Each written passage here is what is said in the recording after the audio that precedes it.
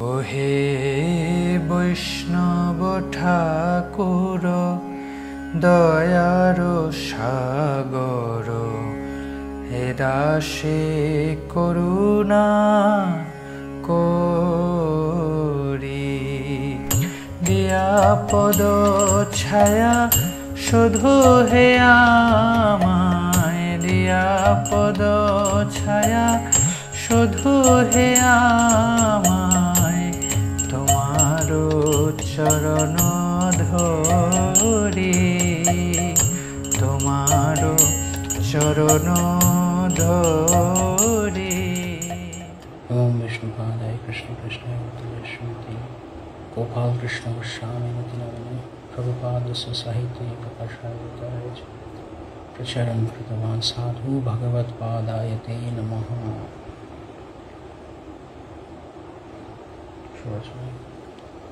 हरे कृष्ण। श्री श्रीमद गोपाल कृष्ण गोस्वामी महाराजेर এবং ওনার সঙ্গে ছিল প্রভুপাদের কিছু স্মৃতি আমরা আজকে স্মরণ করে নিজেদেরকে পবিত্র করার সুযোগ পাব। আজকে বিশেষ ভাবে আমরা ওনার শিক্ষার প্রতি আরও মনোযোগ দিতে পারি। মহারাজ, আপনারা সবাই জানেন যে আজকে সকালবেলায় মহারাজ ওনার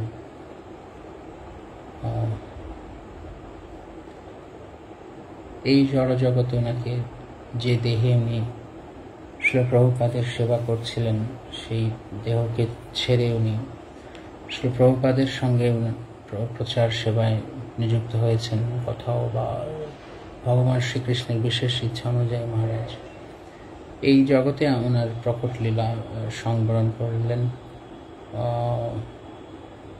এবং ওনার মতো মহাভাগবত বৈষ্ণব ভগবান শ্রীকৃষ্ণ ওনার মধুর ইচ্ছার দ্বারা মহারাজকে নিশ্চয়ই অন্য কোনো সেবার সঙ্গে উনি যুক্ত করেছেন। তো সেই জন্য আমরা ভেবেছি কি আজকে একটা বিশেষ দিন। সকালে যখন আজকে ইংলিশ ভক্তিশাস্ত্রী ব্যাচ চলছিল তখন আমরা এই সংবাদটা পাই মহারাজের প্রকটে। কালকে রাত পর্যন্ত আমরা দেখছিলাম যে মহারাজ কিছুটা ওনার শারীরিক অবস্থার উন্নতি হচ্ছে। তা আমরা অনেক আশাবাদী ছিলাম।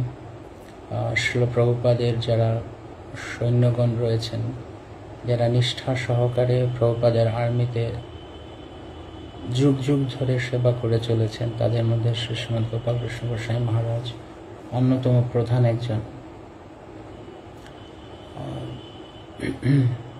তো সেই জন্য আমরা ভক্তিশাস্ত্রী ক্লাসটা আজকে রাতের ভক্তিশাস্ত্রী বাংলা ব্যাচটা আমরা পোস্টপোন রাখলাম কি আমরা আজকে মহারাজের কথা কিছু সময় সম্ভব হলে আমরা আলোচনা করার চেষ্টা করব। তো ইতিমধ্যে আমি আমাদের পেজে একটা লিঙ্ক শেয়ার করেছি। আপনারা যদি দেখেছেন, যারা দেখেছেন তারা সুযোগ নিতে পারেন সেটা শ্রবণ করতে। পরবর্তীতে শ্রী গোপাল কৃষ্ণ গোস্বামী মহারাজ শ্রী প্রভুপাদকে স্মরণ করেছেন, ইসকন প্রতিষ্ঠাতা আচার্য শ্রী প্রভুপাদকে। তো মহারাজ উনি 1944 সালে ওনার নিউ দিল্লিতে মহারাজ আবির্ভূত হন। 14 আগস্ট ওনার পিতৃদেব শ্রী আনন্দ স্বরূপ খান্না মহারাজ সম্ভ্রান্ত পরিবারে জন্মগ্রহণ করেন, অনেক ধনী এবং সম্ভ্রান্ত পরিবার। এবং ওনার স্কুলিং এবং কলেজ সম্পন্ন করে উনি পরবর্তীতে প্যারিসে পড়াশোনা করতে যান এবং সেখান থেকে পরে উনি ক্যানাডায় চলে আসেন পড়াশোনা এবং আরও পরবর্তী সময়ের জন্য। তো সেইখানেতে 1968 সালের কথা, তখন মহারাজ টরন্টোতে ছিলেন এবং শ্রী প্রভুপাদ ওই সময়েতে প্রভুপাদের আমেরিকাতে ওনার কিছু গ্রিন কার্ড ইস্যুর জন্য ওনাকে কিছুদিনের জন্য আমেরিকার বাইরে কোথাও থাকতে হতো। তাই আমেরিকার পাশেই ক্যানাডা, তাই প্রভুপাদ কিছু সময়ের জন্য উনি ক্যানাডায় চলে গেলেন এবং সেখানে মন্ট্রিলে যে ইসকন সেন্টার ছিল, তখন প্রথম 3টি সেন্টারের মধ্যে একটা হচ্ছে মন্ট্রিল। তো ওখানে প্রভুপাদ ছিলেন। সেই সময়ে শ্রী গোপাল কৃষ্ণ মহারাজ, তখন ওনার ইসকনে প্রবেশ করার আগের কথা, উনি টরন্টো থেকে সপ্তাহের ছুটির দিনগুলোতে উনি মন্ট্রিলে যেতেন এবং শুনেছেন, জিজ্ঞেস করেছেন যে কোনো কৃষ্ণ মন্দির আছে কিনা আশেপাশে। তো তখন ওনার এক বন্ধু ওনাকে খোঁজ দেন যে মন্ট্রিলে আছে।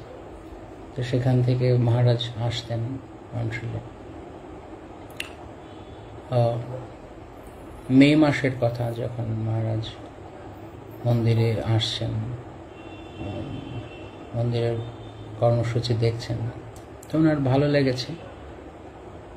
তো উনি ওনার মন্দিরে যেই ভিজিটিং গেস্ট বুক থাকতো, সেখানে উনি ওনার নাম লিখে গেছেন।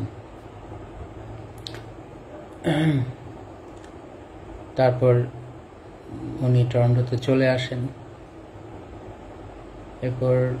তারপর থেকে উনি মন্ট্রিল মন্দির থেকে নিয়মিত চিঠি পেতেন, মন্দিরের কার্যক্রমের আপডেট দিয়ে এবং মন্দিরের সেবায় সাহায্য করার জন্য।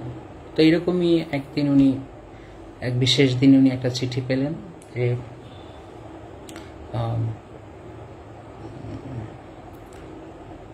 জুন মাসের ফার্স্ট উইকে শ্রীল প্রভুপাদ উনি মন্ট্রিলে আসছেন।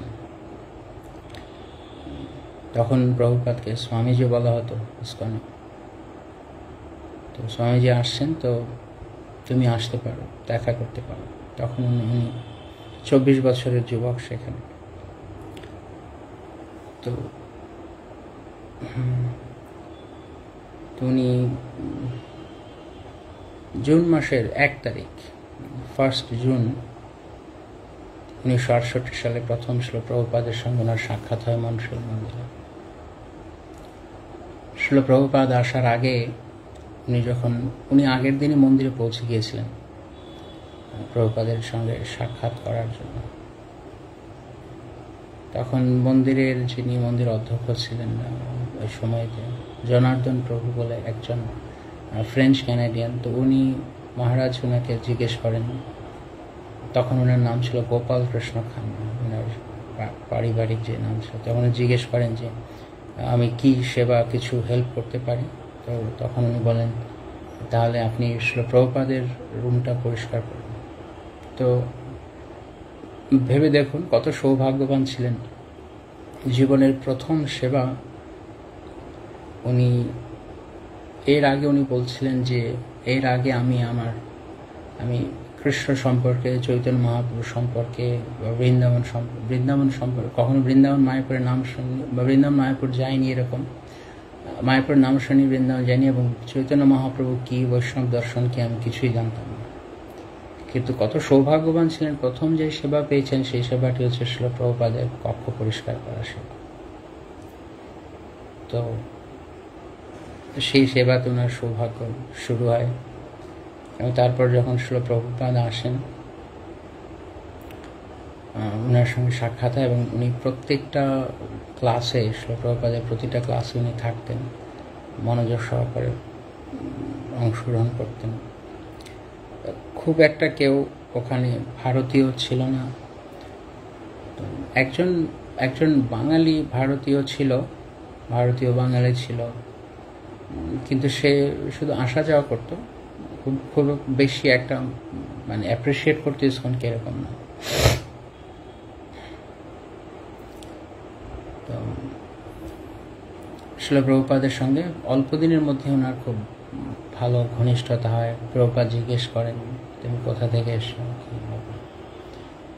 তো উনি, ওনার শ্রীল প্রভুপাদের সাক্ষাৎ ওনার জীবনে একটা নতুন স্পর্শ দেয়। উনি বুঝতে পারেন যে ইনি প্রকৃত সাধু। তো প্রভুপাদের সঙ্গে উনি প্রত্যেক দিন, যখন শ্রীল প্রভুপাদ থাকতেন, ওনার একটা অভ্যাস ছিল কি, যে যখন শ্রীল প্রভুপাদ প্রবচন দিতেন, তো উনি ওখানে বসে থাকতেন, শুনতেন, এবং প্রভুপাদ যতক্ষণ প্রবচন দিতেন ততক্ষণ উনি ওখানে বসে থাকতেন, তিনি ওখান থেকে উঠতেন না। এমনকি শিল প্রভুপাদের প্রবচন শেষ হয়ে যাওয়ার পরে উনি ওখানে বসে থাকতেন। প্রভুপাদ না যতক্ষণ পর্যন্ত রুম ছেড়ে বেরোতেন ততক্ষণ উনি বেরোতেন না। তো একটা কথা বলে বাংলায় যে কারো কারো শুরু থেকে বোঝা যায় যে পরবর্তীতে কেমন হবে। তো শিল গোপালকৃষ্ণ গোস্বামী মহারাজের শুরুটা সেরকম ছিল। শিল প্রভুপাদের প্রতি প্রথম থেকে অত্যন্ত ডেডিকেটেড ছিলেন। যাই হোক, তো পরবর্তীতে ওখানে কাছাকাছি একটা ইউনিভার্সিটিতে একদিন একটা অনুষ্ঠান আয়োজন করা হয়। তো অনেক ছাত্র শিক্ষক অনেকে উপস্থিত হয়, স্টাফরা। তো সেইখানে শিল প্রভুপাদ প্রবচন দেন এবং তারপর ওই যে বাঙালি ভদ্রলোক মুখার্জি, তো উনি খুব একটা তীক্ষ্ণভাবে চ্যালেঞ্জিং মুডে শিল প্রভুপাদকে প্রশ্ন করেন। তো উনি বলেন এরকম যে আপনি এরা এখানে যা খ্রিস্টান ধর্মের এরা এখানে যা করছে তা করুক না, আপনি কেন এদের মাঝখানে এইসব বৈষ্ণব ধর্ম প্রচার করতে এসেছেন, কি দরকার আছে? তো এরকমভাবে অনেকটা অসম্মানজনকভাবে শিল প্রভুপাদের সঙ্গে কথা বলেন। শিল প্রভুপাদ কিছু উত্তর দেননি, উনি নীরব থাকেন। তো সব ভক্তরা খুব কষ্ট পাচ্ছিল যে শিল প্রভুপাদের সঙ্গে এরকমভাবে কেন কথা বললেন। তো কয়েকদিন বাদে শিল প্রভুপাদ ওই সময়ে 3 মাস মন্ট্রিলে ছিলেন এবং ওই সময়টা একটা বিশেষ উল্লেখযোগ্য সময়। কেন কি ওই সময় জুলাই মাসে ইসকনের আরেকজন অন্যতম শিল প্রভুপাদ নিষ্ঠ সৈনিক এবং প্রভুপাদ শ্রেষ্ঠজন শ্রীশ্রীমৎ জয়প্রতাপ স্বামী মহারাজ, উনারও তখন দীক্ষা হয় জুলাই 1968-তে মন্ট্রিল মন্দিরে। তো প্রথম থেকেই শ্রীশ্রীমৎ জয়প্রতাপ স্বামী মহারাজ এবং শ্রীশ্রীমৎ গোপালকৃষ্ণ স্বামী গোস্বামী মহারাজের মধ্যে অনেক সুন্দর সম্পর্ক ছিল, যেহেতু তারা একসঙ্গে ওখানে তাদের শুরু ছিল।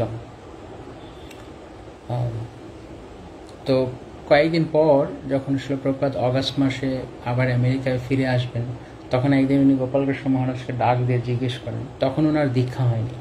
তো ওনাকে ডাক দিয়ে জিজ্ঞেস করেন যে গোপাল, তুমি ওই লোকটাকে মিস্টার মুখার্জিকে ডেকে আনো, আমি কালকে চলে যাব, তুমি আমাকে ডেকে আনো।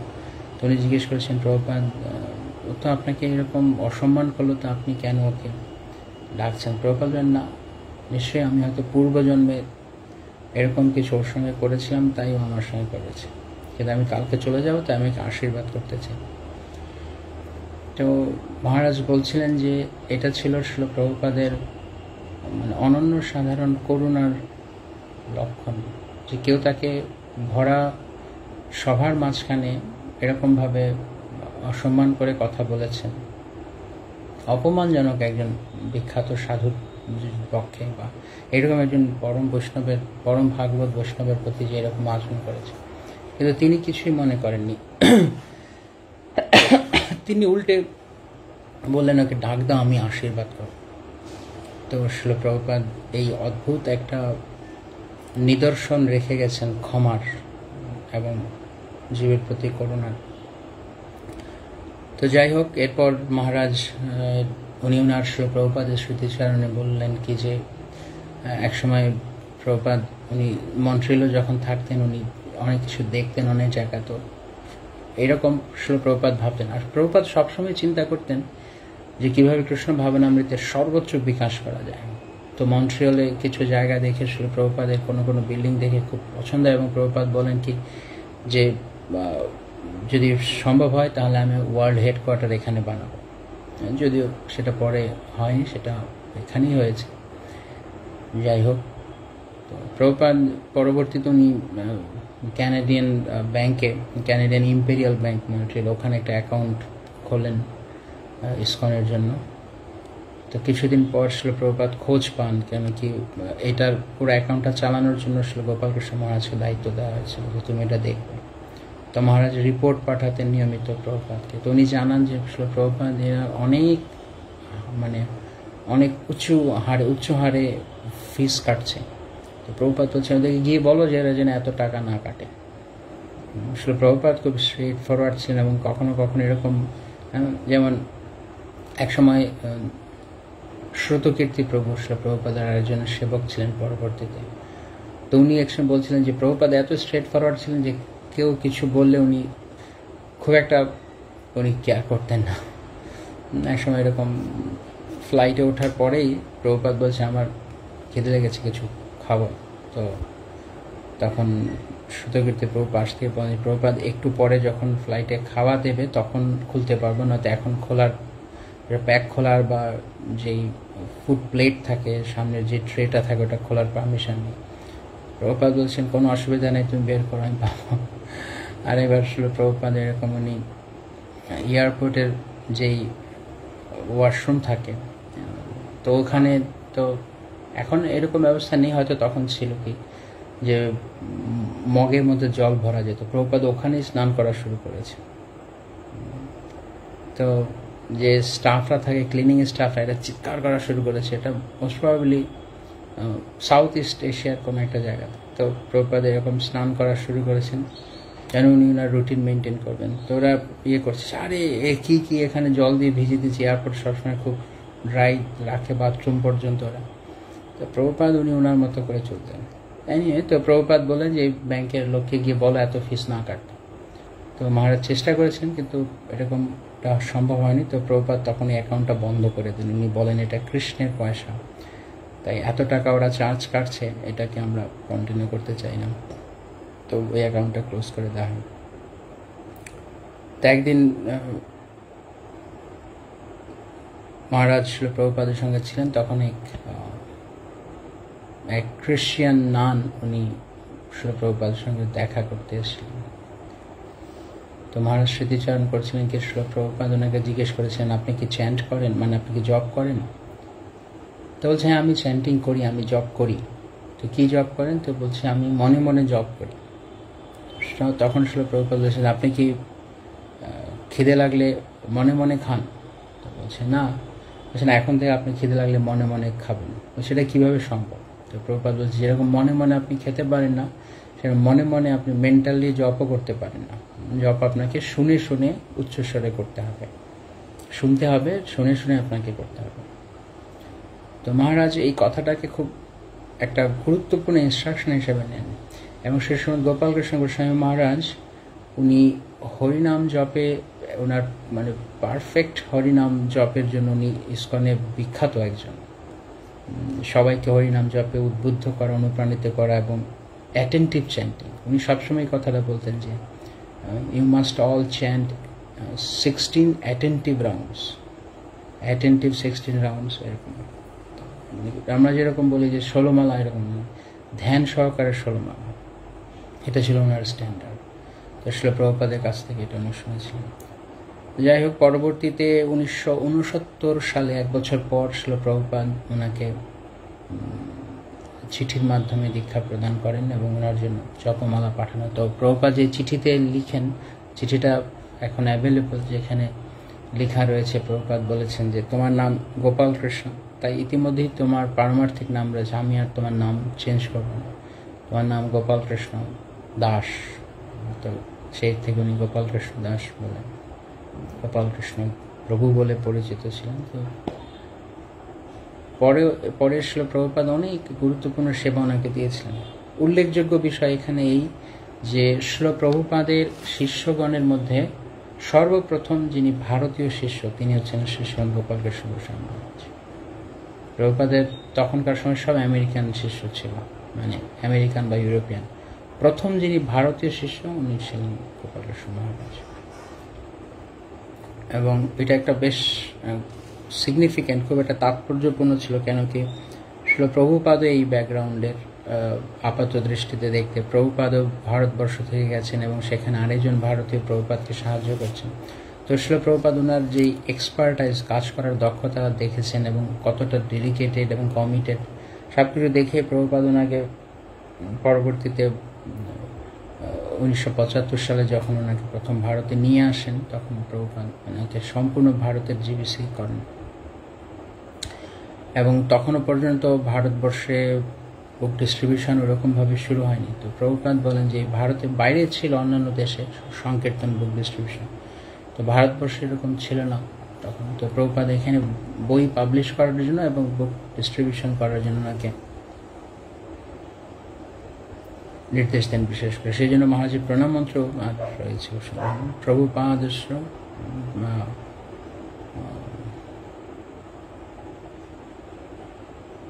প্রভুপাদস্য সাহিত্য ये প্রকাশায় বিতরণায়, যিনি প্রভুপাদের সাহিত্যকে প্রকাশ করেছেন এবং বিতরণ করেছেন। তো এটা একটা বিশেষ সেবা ছিল এবং আমরা এখনও দেখেছি যে সবসময়ের সুসময় গোপাল কৃষ্ণ গোস্বামী মহারাজ অনুপ্রেরণাতে লাখো লাখো গ্রন্থ বিক্রি হয়েছে। যাই হোক, তো এটা একটা অন্যতম সেবা ছিল এবং যখনই তিনি প্রভুপাদের কাছে আসতেন, প্রভুপাদ সবসময় বলতেন যে নতুন বইয়ের প্রিন্টিংয়ের পাবলিশিংয়ের যদি খবর আছে তো আমার কাছে আসবে, নতুন বই প্রকাশের রিপোর্ট নিয়ে আসবে, নয়তো আসবে না। তো মহারাজ এটাকে খুবই মানে ঐকান্তিকভাবে নিয়েছিলেন। তো সবসময় এক একটা করে প্রভুপাদের গ্রন্থ কপি হতো হিন্দি ভাষায়, এটা নিয়ে উনি প্রভুপাদের কাছে আসতেন। আসলে প্রভুপাদ যখন ওনাকে পরে ভারতবর্ষে বিভিন্ন সেবাতে যুক্ত করেন, তখন তার মধ্যে একটি ছিল যে তখনকার সময় আমেরিকান ইউরোপিয়ান শিষ্যেরা, ইসকন তখন 95% আমেরিকান ইউরোপিয়ান ছিল, ইন্ডিয়ান অত বেশি ভক্ত ছিল না। তো প্রভুপাদ তখন মহারাজকে যে দায়িত্ব দেন সেটা হচ্ছে বিশিষ্ট ব্যক্তিবর্গের সাথে কথা বলে যারা ইউরোপিয়ান আমেরিকান শিষ্যরা আছে তারা কিভাবে লং টার্ম ইন্ডিয়াতে থাকতে পারে, যদি সিটিজেনশিপ নাও দেয় কমপক্ষে যেন ভারতে থাকার দীর্ঘদিনের ভিসা দেয়, এই ব্যাপারে কথা বলার জন্য। তখন উনি প্রভুপাদের সঙ্গে অনেক এরকম গুরুত্বপূর্ণ ব্যক্তিদের সঙ্গে দেখা করেছেন, কথা বলেছেন। প্রভুপাদ তখন অনেক আদরণীয় ছিলেন, বরেণ্য ছিলেন প্রভুপাদের ভারতের যত পলিটিশিয়ানদের মাঝখানে, বিশেষ করে prime minister, president, vice president কি হোম মিনিস্টার, ফরেন মিনিস্টার, সবার সঙ্গে প্রভুপাদের পরিচয় ছিল।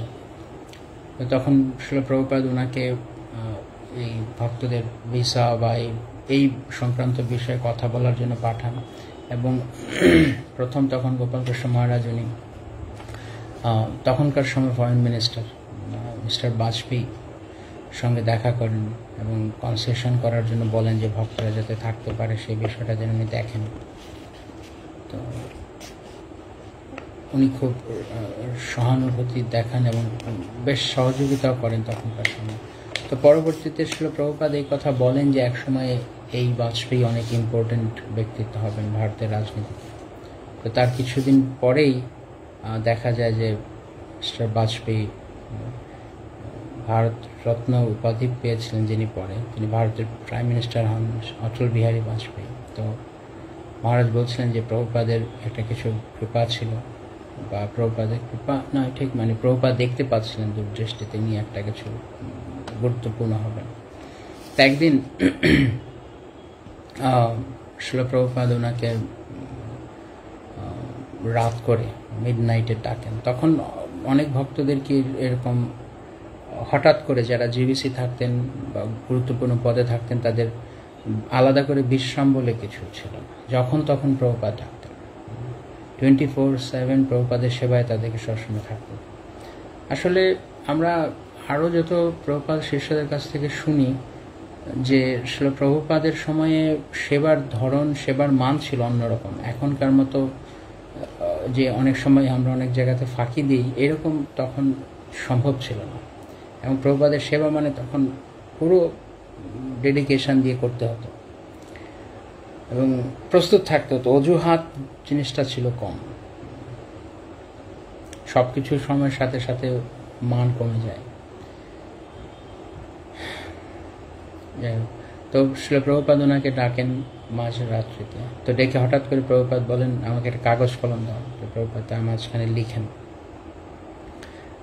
প্রভুপাদ সেই কাগজের উপর লিখে দেন যে come and live with us like us. নিজের হাতে নিজে কলম নিয়ে প্রভুপাদ লিখে উনি বলেন কালকে সকালে সব নিউজ মিডিয়াতে যাবে, গিয়ে এটা ছাপাবে, অ্যাড একটা ছাপাবে। কি বিজ্ঞাপন? Come and live with us like us. তো সবাই মানে আশ্চর্য হয়ে যায় এই কথা শুনে। তো পরবর্তী দিন যাওয়া হয় এবং সব পত্রিকাতে এটা দেওয়া হয়।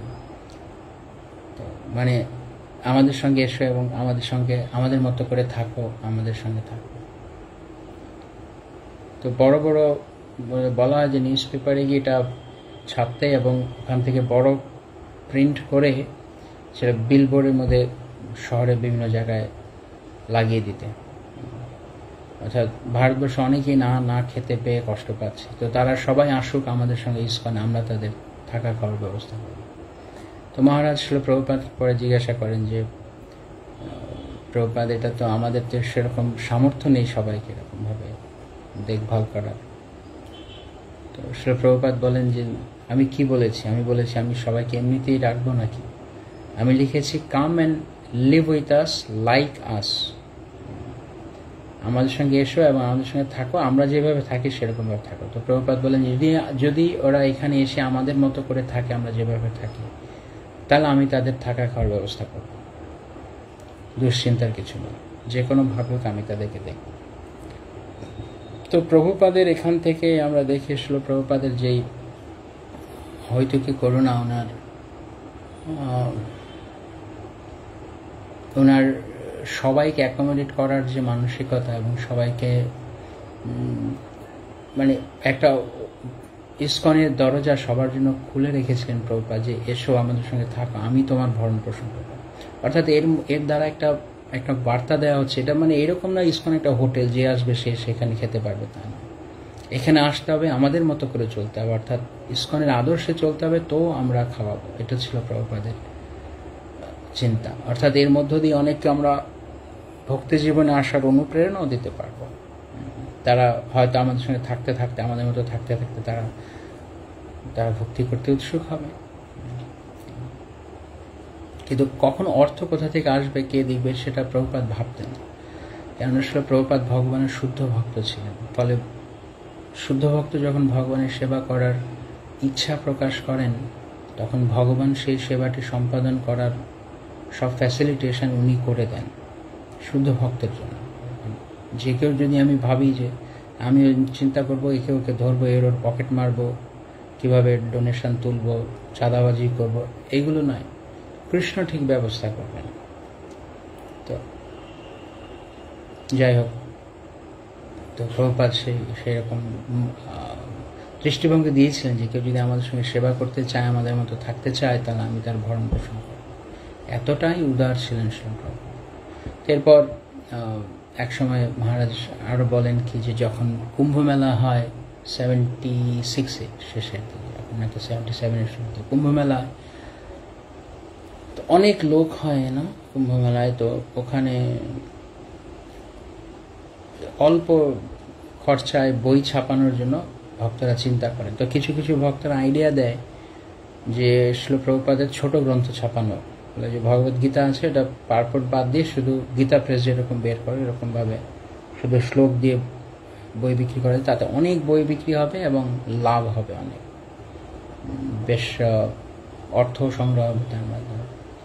তো মহারাজ ভাবেন এটা খুব সুন্দর আইডিয়া। তো যেহেতু বুক প্রিন্টিং, পাবলিশিং অ্যান্ড ডিস্ট্রিবিউশন তখন ওনার দায়িত্বে ছিল ভারতবর্ষে, তো উনি প্রভুপাদের কাছে যান, গিয়ে বলেন ভক্তরা এটা সাজেস্ট করছে, প্রভুপাদ আমরা এরকম করতে পারি। প্রভুপাদ বলেন না, এটা করতে পারো না, কারণ আমার গ্রন্থ তুমি কখনোই, প্রভুপাদ নির্দেশ দেন, আমার গ্রন্থগুলো কখনোই শুধু তাৎপর্য ছাড়া এমনিতে ছাপাবে না। তো এর মধ্যে দিয়ে শিল প্রভুপাদ মেসেজটা খুব পরিষ্কার করে দিচ্ছেন যে যদি আমরা শাস্ত্রগ্রন্থও পড়ি, প্রামাণিক শাস্ত্রগ্রন্থ, কিন্তু শিল প্রভুপাদের তাৎপর্য ছাড়া, ভক্তির তাৎপর্য ছাড়া, তাহলে আমরা ভুল বুঝবো, অনেক কিছু নিজের মন গড়া বানাবো। তাই প্রভুপাদ নিশ্চিত করেছেন কি সবাই যেন প্রভুপাদের তাৎপর্য থাকে এরকম গ্রন্থ পড়ে। তো প্রভুপাদ সেটা নেবে। তো মহারাজ বলছিলেন যে এরপর থেকে আমি যত দিন ধরে আছে, যেখানেই আমি যাই, যেখানে বিবিটি আছে, সব জায়গাতে আমি এই কথা বলি যে কখনো তাৎপর্য ছাড়া কোনো বই পাবলিশ না করতে। একদিন এরকম হয়, শিল প্রভুপাদ ওনাকে ডাক দেন, জিজ্ঞেস করেন গোপালকৃষ্ণ সব কিছু কেমন চলছে। তো মহারাজ বলেন যে প্রভুপাদ এভরিথিং ইজ ওকে। তো প্রভুপাদ সঙ্গে সঙ্গে ঘরের সিলিংয়ের দিকে তাকিয়ে বলেন, দেখো ওখানে কোনায় ওখানে পাখির বাসা হয়েছে, ওখানে দু একটা পাখি পারলে বাসও করছে কে জানে। তো এটার নামে এভরিথিং ইজ ওকে। প্রভুপাদ মহারাজ বলছিলেন যে প্রভুপাদের খুব তীক্ষ্ণ দৃষ্টি ছিল, কেউ কিছু বলে পার পেয়ে যেতে পারত না। আসলে প্রভুপাদ হচ্ছেন গুণসাগর, গুণসমুদ্র। তাই সমুদ্র হয়তো কম পড়বে, কিন্তু প্রভুপাদের অসীম যেই গুণ তার মধ্যে থেকে এক একজন এক এক রকম ভাবে দেখেছে। আরেকটি গুরুত্বপূর্ণ বিষয় মহারাজ যেটা শেয়ার করেছেন, যে এই যে ইসকনে আপনারা দেখতে পান যে অনেক সময় আমরা দেখি যে অনেকেই নিজের মতো করে অনেক কিছু করে নেয় বা মানিয়ে নেয়। তো এই ব্যাপারে মহারাজ বলছেন যে একবার ভক্তেরা তারা যারা ডোনার ছিল, ডোনেশন করতো ইসকনে, তারা কিছু ট্যাক্সের জন্য যেই ট্যাক্স এক্সেমশন বলে, এটাকে কি বলা যায়, মানে শুল্ক ফ্রি হবে, মানে ট্যাক্স দিতে হবে না সরকারকে, জন্য বরং এই ডোনেশন করার জন্য এত অ্যামাউন্টের উপরে কিছু, আমি এটা খুব একটা ক্লিয়ার নেই বিষয়টা, কিন্তু এটা জানি যে এই বিষয় এটার জন্য তাকে ট্যাক্স দিতে হয় না। এটা এখনকার দিনে বলে ATG ট্যাক্স রিসিপ্ট। যাই হোক, তো অনেক ডোনার এটা বলেন। তো ইসকন তখন ওই সময়টাতে এরকম ট্যাক্স ফ্রি হওয়ার মতো ইনস্টিটিউশন ছিল না। তো গোপালকৃষ্ণ মহারাজ এবং আরও ভক্তরা ওনারা লয়ারদের সঙ্গে কথা বলেন এবং তারা জানায় যে আপনারা কাজ করুন, ইসকনকে একটা রিসার্চ ইনস্টিটিউট করুন, ইসকনে একটা রিসার্চ ইনস্টিটিউট করুন, ফলে এটা দেখালে সরকার আর ট্যাক্স করবে না, ধরবে না এটা। তো মহারাজ এসে প্রভুপাদকে জানান। প্রভুপাদ বলেছেন, যখন এটা বলেন, তো প্রভুপাদ বলেছেন যে কেন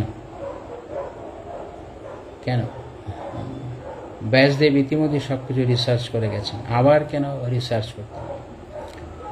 তাই কোনো রিসার্চ ইনস্টিটিউট এরকম ভাবার কথা প্রভুপাদ নাম দিতে চেয়েছিল বৈদিক রিসার্চ ইনস্টিটিউট। প্রভুপাদ বলছেন যে না, ব্যাসদেব ইতিমধ্যেই সব রিসার্চ করে গেছেন।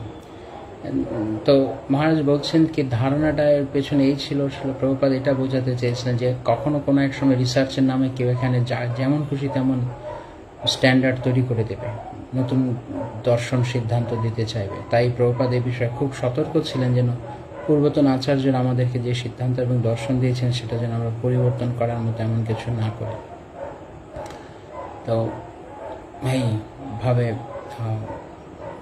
শ্রীল প্রভুপাদের অনেক গুরুত্বপূর্ণ সেবার দায়িত্বে মহারাজ উনি ছিলেন। এবং যেটা বলছিলাম, মহারাজ ওনাকে পরে ভারতবর্ষের GBC এবং 76-এ মহারাজকে রাশিয়ায় পাঠান শ্রীল প্রভুপাদ, রাশিয়ায় প্রচার করার। তখন রাশিয়া কমিউনিজমের একদম ঘাঁটি বিশাল, তো ওখানে প্রচার করা তো সহজ ছিল না। কিন্তু মহারাজ রাশিয়াতে তখন মস্কোতে আন্তর্জাতিক বইমেলা চলছিল, তো ওইখানে ইসকনের স্টল দেয়া হয়। ইসকনের স্টলে প্রচুর পরিমাণ গ্রন্থ বিক্রি হয় এবং সেই গ্রন্থ অনেকেই পড়েছিলেন রাশিয়ানরা। এবং ওই বইমেলায় একটা অ্যাওয়ার্ড দেওয়া হয়। তো ওখান থেকে প্রভুপাদের স্টল, অর্থাৎ ইসকনের স্টলের এত সুখ্যাতি হয়েছিল যে তারা অ্যাপ্রিসিয়েশন স্বরূপ একটা সার্টিফিকেট দিয়েছিল ইসকনকে। তো সেটি যখন 77 সালের ছিল প্রভুপাদের কাছে, প্রভুপাদ যখন অসুস্থ লীলা করছেন, তখন প্রভুপাদের কাছে নিয়ে আসেন গোপালকৃষ্ণ মহারাজ, এটা দেখান। এবং সেটি দেখে শিল প্রভুপাদ অত্যন্ত আনন্দিত হয়েছিলেন, অত্যন্ত খুশি হয়েছিলেন। এই অদ্ভুত একটা বড় অর্জন ছিল, কারণ রাশিয়ার মতো জায়গাতে পাওয়া, স্বীকৃতি পাওয়া গ্রন্থ, তার মানে এটি প্রভুপাদের গ্রন্থ কতটাই সমাদৃত ছিল। তেমনটা হলো কি যে প্রভুপাদ তখন তিনি যত ভিজিটাররা আসতো ওনার কাছে, গৌরী মঠের সন্ন্যাসীরা বা বৃন্দাবনের বাবাজিরা যারা আসতো, যত ডিগনিটারিরা আসতো, প্রভুপাদ ওনাদের সবাইকে এটা দেখাতেন যে দেখুন রাশিয়াতে এমনকি মস্কোতে পর্যন্ত কৃষ্ণ ভাবনামৃত গ্রহণ করার মতো পরিস্থিতি তৈরি হয়েছে। তো এটা একটা অনেক বড় একটা অ্যাচিভমেন্ট ছিল আমাদের সংস্থার জন্য, নিঃসন্দেহে। যাই হোক, তো এভাবে অনেক প্রচার কার্যে প্রভুপাদের মতাদর্শ অনুযায়ী, মানে প্রভুপাদের যারা প্রকৃত প্রভুপাদ অনুগত জন, তাদের মধ্যে গোপালকৃষ্ণ গোস্বামী মহারাজ অন্যতম একটা নাম। আর পরবর্তীতে শিল প্রভুপাদের অপ্রকটের পর 1981 সালে উনি সন্ন্যাস আশ্রম গ্রহণ করেন এবং 1982 সালে তাকে ইসকন দীক্ষাগুরু করা হয়। উনি তখন থেকেই আরও প্রবলভাবে কৃষ্ণ ভাবনাকে প্রচার করেন ইউরোপের বিভিন্ন জায়গাতে, ভারতবর্ষ জুড়ে, এবং ভারতের সব কয়টা বড় বড় প্রজেক্টে শ্রী গোপাল কৃষ্ণ মহারাজের নাম আছে, মানে উনি করেছেন অনেক কিছু। জুহু প্রজেক্ট দিল্লি, যে রাধা পার্থ সারথী দেখা যায়, লুধিয়ানা, মীরা রোড, এক দিল্লির মধ্যেই প্রায় 15টি সেন্টার, মন্দির মহারাজের অনুপ্রেরণায় তৈরি হয়েছে। তো এইভাবে মহারাজের যে অদম্য শক্তি এবং শিল প্রভুপাদের নাম প্রচার করবার জন্য, প্রভুপাদের খ্যাতি প্রচার করার জন্য, আর যে উনি যে নিষ্ঠাপরায়ণ ছিলেন, অনেকে থাকে শুধু মুখে মুখে বলে, কিন্তু বাস্তব কার্যে দেখার মতো না। কিন্তু শ্রী শ্রীমন্ত গোপাল কৃষ্ণ মহারাজ এরকম কেউ ছিলেন না। তিনি সত্যিকার অর্থে একজন লড়াকু সৈনিক ছিলেন, এবং ওনাকে যেরকমটা বাইরে দেখা যেত, যে উনি বিভিন্ন বড় বড় ডিগনিটারিদের সঙ্গে মিশতেন, অলমোস্ট 5-6 জন প্রধানমন্ত্রীর সাথে তো ওনার দেখা হতো, সাক্ষাৎ হতো, কথা হয়েছে। প্রত্যেকটা টার্মে যারা যারা আসতো সবাইকে উনি ভগবদ্গীতা দিয়েছেন, প্রেসিডেন্টকেও। তো কিন্তু অনেক বড় বড় শিল্পপতি বা এরকম অনেক ধনী লোকদের সঙ্গে ওনাকে উঠবস করতে হতো সেবার খাতিরে। কিন্তু মহারাজের ব্যক্তিগত জীবনে উনি অত্যন্ত সরল ছিলেন এবং দৃষ্টান্ত স্বরূপ সবাইকে, মন্দিরের একজন সাধারণ ব্রহ্মচারীর জন্য উনি অনুপ্রেরণা স্বরূপ ছিলেন। সবার সঙ্গে বসে একসঙ্গে জপ করা, সবাইকে দেখানো কিভাবে সাধন ভজন করতে হয়, কিভাবে অন্যদের সাথে ভালো ব্যবহার করতে, সব কিছু মহারাজ সরলভাবে।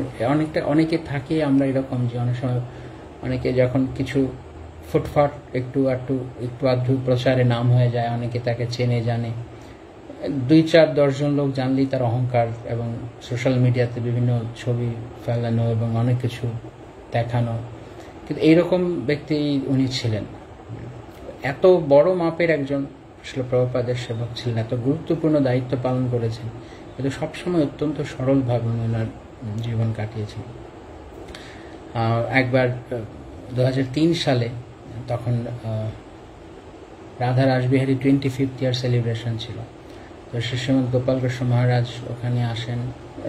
সব ইসকনের যারা জিবিসি গুরু, বড় বড় যারা পদে আছেন, তাদের সবাইকে ইনভাইট করা হয়। তো সে সময়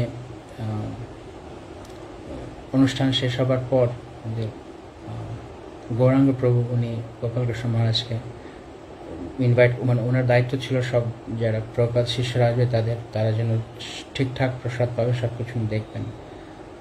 তো উনি মহারাজকে বলেন যে মহারাজ, এখানে আমরা নতুন গোবিন্দাস খুলেছি, তো আপনি প্রসাদ পাবেন। তো মহারাজের একটা মানে এখানে একটা অনেক বড় একটা গুণ দেখা যায়। তো মহারাজ উত্তরে তখন ওনাকে বলেন যে আমি আজ পর্যন্ত ইসকনে 50-এর উপরে গোবিন্দাস উদ্বোধন করেছি, কিন্তু আমি আমার জীবনে কোনো গোবিন্দাস একদিনের জন্য খাইনি। তো এটা একটা অদ্ভুত রকমের দৃষ্টান্ত স্বরূপ বৈরাগ্য।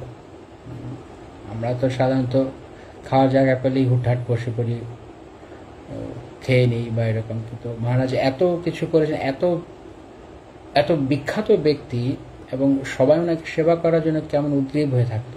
মহারাজ বলছেন আমি উদ্বোধন করেছি অনেক, আমি কখনো কোনো গোবিন্দাসে আজ পর্যন্ত বসে খাইনি। উনি ওনার ব্যক্তিগত জীবন অত্যন্ত অস্ট্রিয়ার ছিলেন।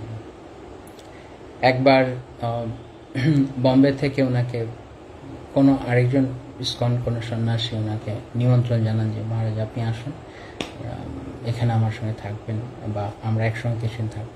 তো মহারাজ বললেন আমি আসতে পারি, কিন্তু আমি আপনার সঙ্গে, আপনি যা খান ওটা আমি খাবো না, আর আপনি যেরকমভাবে থাকেন ওরকমভাবে আমি থাকতে পারবো না। এইটা ছিল এরকম, কারণ ওনার যে ডায়েট ছিল খুব স্ট্রিক্ট। এই খেলে কেউ কোনো স্বাদ পাবে না ওর মধ্যে, একদম আমাদের যেরকম রসি খাওয়া এরকম না, একদম প্লেন, নুন ছাড়া এরকমভাবে খাওয়া। তেলের প্রশ্নই আসে না, মশলার প্রশ্নই আসে না। এবং উনি কখনো এসি ব্যবহার করতেন না। এখনকার দিনে তো আমরা অনেকেই যাদের হয়তো ঘরে কুপি বাতিও জ্বলে না, তারা ইস্কনে আসলে অনেক সময় এসি ছাড়া তারা চলতে পারে না। কিন্তু ঘরে হয়তো হারিকেন জ্বালানোর মতো তেল নেই, এরকম হতে পারে। তো অনেকটা বিলাসবহুল জীবনযাপন করি, কিন্তু এটা কৃষ্ণের টাকা, এইটা উনি জানতেন। এবং তাছাড়া উনি ব্যক্তিগতভাবে অত্যন্ত কঠোর জীবনযাপন করতেন। তো উনি কখনো এসি বা এমনকি ফ্যান চালাতেন। তো শোনা যায় যে উনি যখন ফ্যান চালাতেন তখন ফ্যানটা চালালেও অল্প সময় চালিয়ে বন্ধ করে দিতেন, এবং যদি ওনার কোনো গেস্ট থাকতো ওনার সঙ্গে একই ঘরে আছে তো এসিটা চালাতেন ওনাদের জন্য, তারপর উনি বন্ধ করে রাখতেন, উনি নিজে ব্যবহার করতেন। তো এই সব কিছু আমাদের জন্য শিক্ষা একটা অনেক বড়। একবার আমার মনে আছে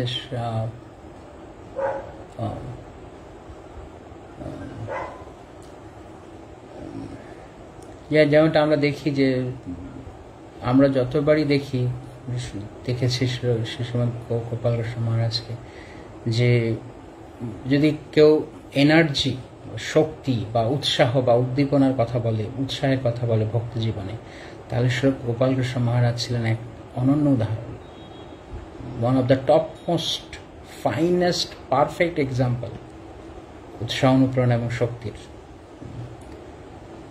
একবার রাধেশ্যাম প্রভু বলছিলেন যে তখন মহারাজ পুনা প্রজেক্টের সঙ্গে ইনভলভ ছিলেন, তো এরকম 4-5 দিনের জন্য পুনা থেকে মহারাজকে ইনভাইট করেছেন।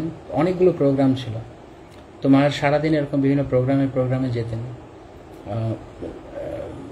কতগুলো বড় প্রোগ্রাম বা হাউস প্রোগ্রাম সব করে এসে উনি রাতে রাধেশ্যাম প্রভুকে বলছেন, এটা রাধেশ্যাম 10টা বেজে গেছে, তুমি ঘুমিয়ে পড়ো। তো উনি ঘুমাতে চলে যেতেন। তো পরের দিন উনি শুনতেন 12টা-1টা পর্যন্ত মহারাজ ভক্তদেরকে দর্শন দিতেন রাত্রে, অথচ উনি ওনার এই বয়সে সারাদিন এত পরিশ্রম করে আসে। এবং ওনাকে অনেক সময় বলতেন, অনেক রাত হয়ে গেছে, তুমি বিশ্রাম নাও।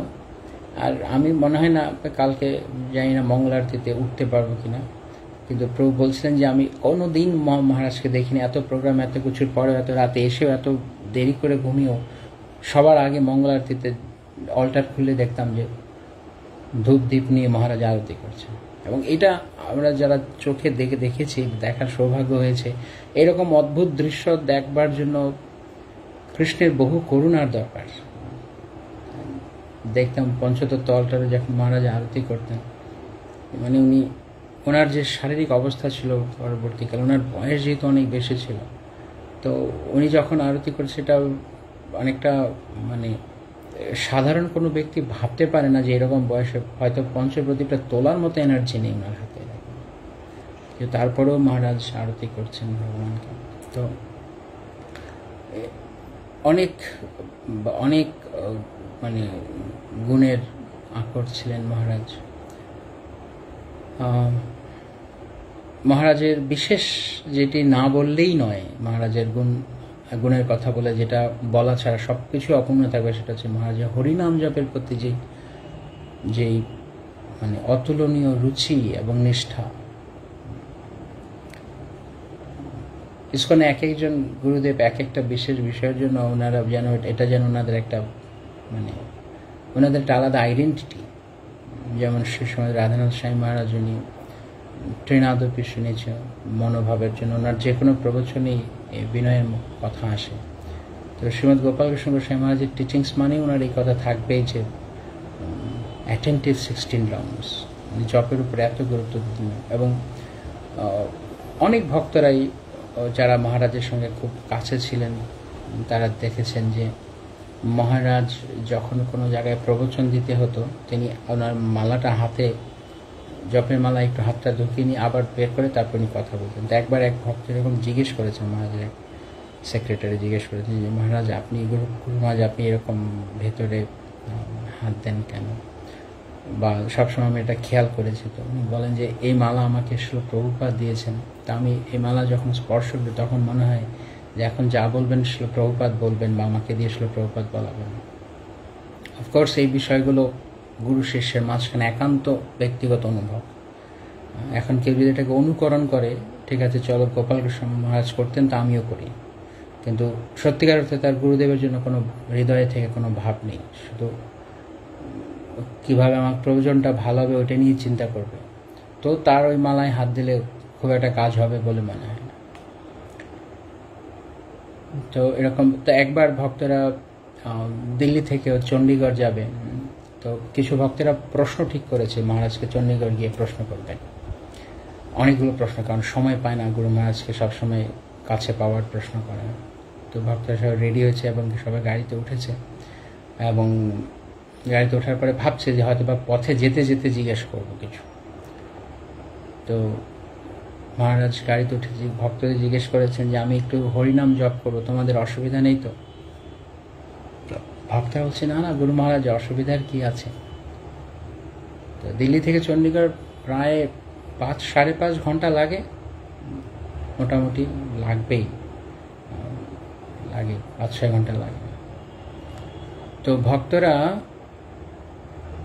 তারা যখন যাচ্ছেন, তো মহারাজ পুরো দিল্লি টু চণ্ডীগড় মহারাজ পুরো সময় জপ করেছেন, দিল্লি থেকে জপ শুরু করেছেন, চণ্ডীগড়ে গিয়ে নেমেছেন।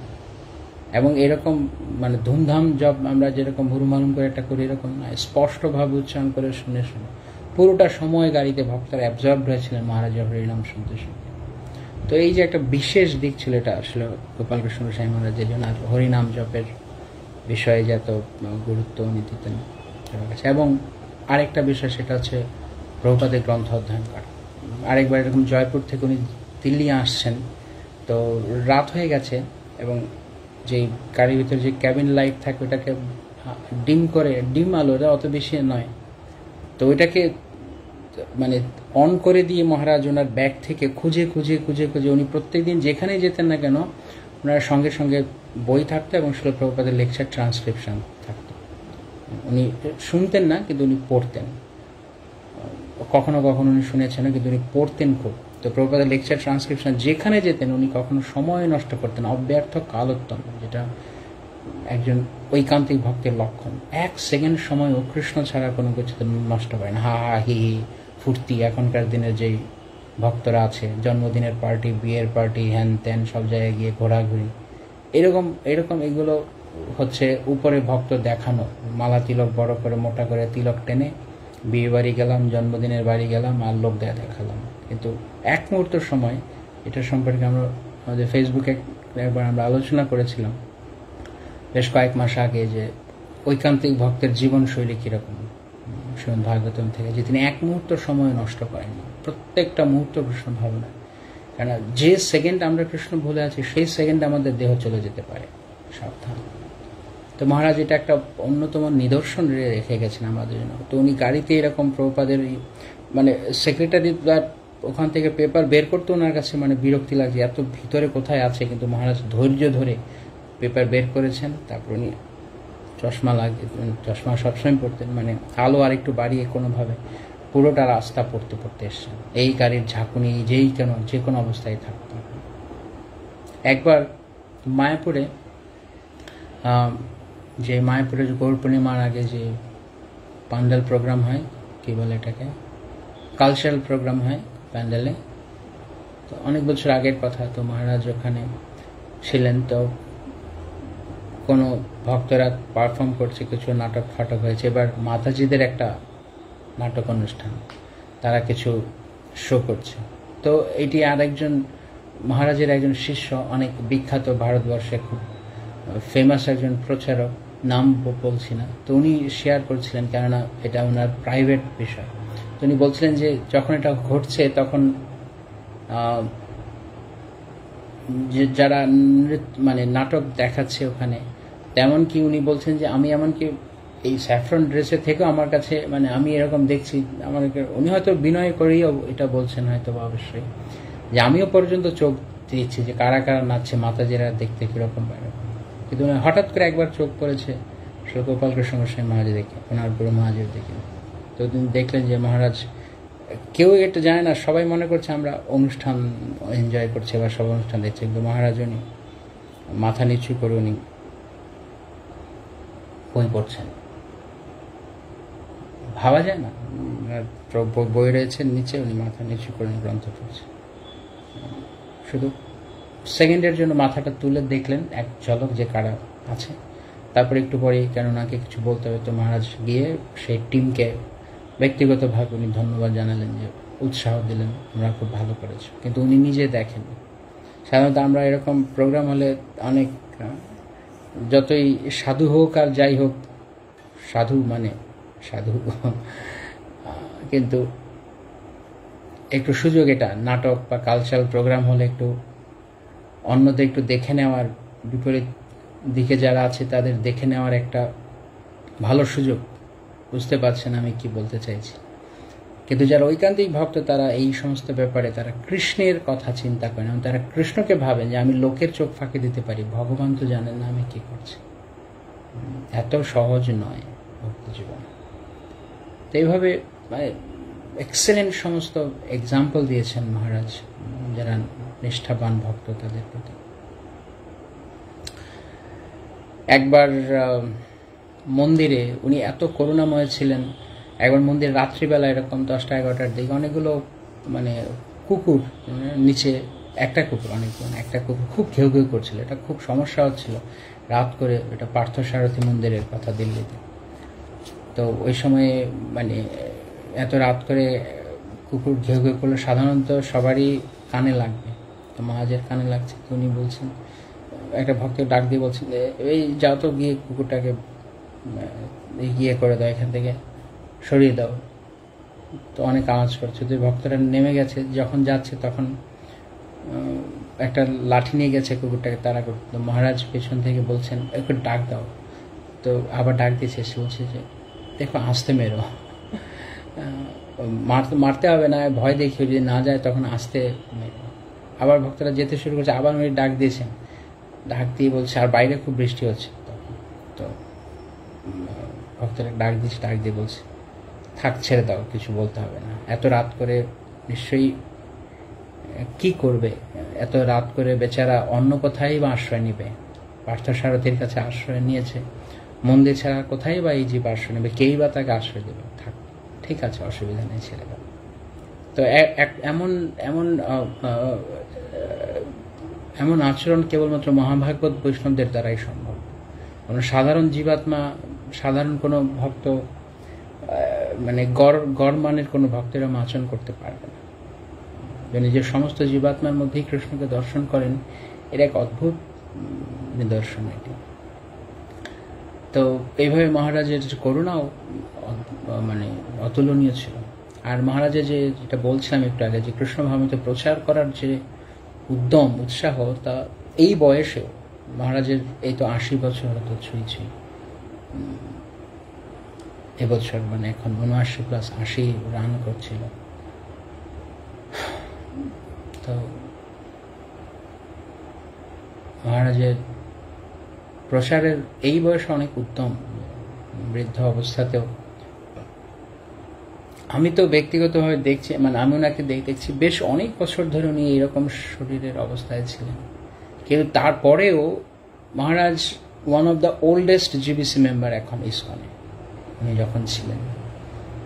অবশ্যই উনি ওনার নিত্য স্বরূপে চিরকাল আছেন আমাদের ওনার শিক্ষার মাধ্যমে, কিন্তু উনি যখন সশরীরে ছিলেন তখন আজকে সকাল পর্যন্ত উনি ইসকনের সিনিয়র মোস্ট জিবিএস হিসেবে ছিলেন। প্রভুপাদের সময় থেকে সাধারণত অনেকেই যারা জিবিসি দায়িত্ব পালন করে, একটা সামান্য একটা ছোট 10-5 জনের সেন্টার চালাতেই ভক্তরা কেমন হিমশিম খায়। যারা ম্যানেজাররা আছেন তারা বুঝতে পারে বিভিন্ন জায়গাতে যারা চালায় তাদের কত কষ্ট হয়।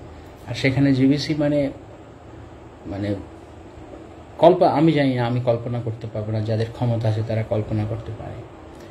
এত বড় দায়িত্ব, একাধারে সন্ন্যাসী, ইসকন গুরু, জিবিসি এবং ভক্তিবেদান্ত বুক ট্রাস্টি থেকে শুরু করে অনেক অনেক দায়িত্ব, কিন্তু খুব গুটি কত কেউই আছেন, হয়তো গুটি কত কি আমার জানা মতে এখন আমি যা দেখি, শ্রীশ্রীমদ জয়পাতাকা স্বামী মহারাজ এবং শ্রীশ্রীমদ গোপাল কৃষ্ণ স্বামী মহারাজ, গোসাই মহারাজ, ওনারা দুইজনই কেবলমাত্র আমার যদ্দূর মনে হয় প্রভুপাদের সময় থেকে, প্রভুপাদের কাল থেকে এখনো পর্যন্ত ওনার জিবিসি হিসেবে ছিল। বিশেষ করে তার মধ্যে গোপাল কৃষ্ণ মহারাজ জিবিসি হিসেবে সিনিয়র, উনি আগে হয়েছেন।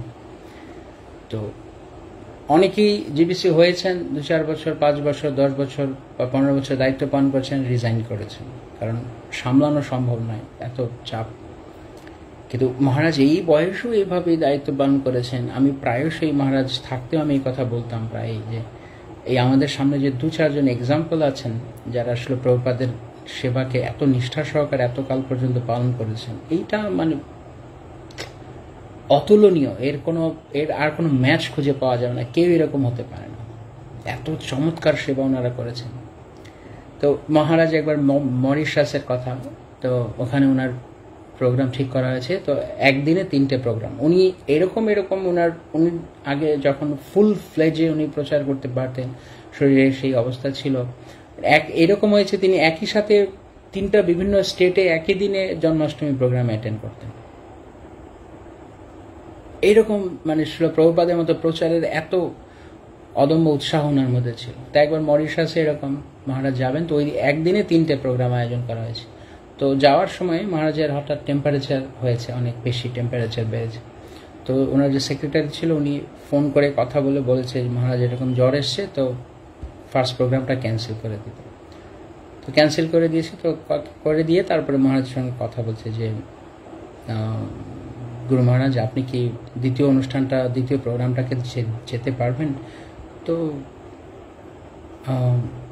মহারাজ জিজ্ঞেস করেছেন প্রথম প্রোগ্রামটার কি হলো?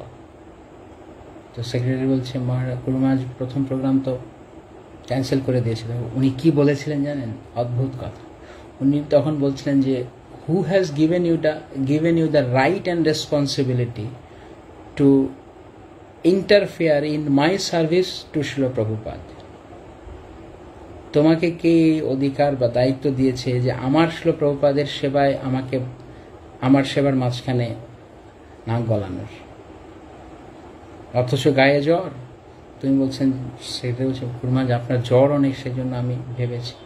তো আমার জ্বর, এটাকে আমি বলেছি, এটা তুমি বলছো, তোমরা বলছো, কিন্তু আমি তো বলিনি যে আমি জ্বরের জন্য প্রচার করতে যেতে পারবো। তো মহারাজ ওখানে নেমেছেন, প্রথম প্রোগ্রাম, দ্বিতীয় প্রোগ্রাম, তৃতীয় প্রোগ্রাম, 3টেই করেছেন। সব সময় উনি রেডি ছিলেন।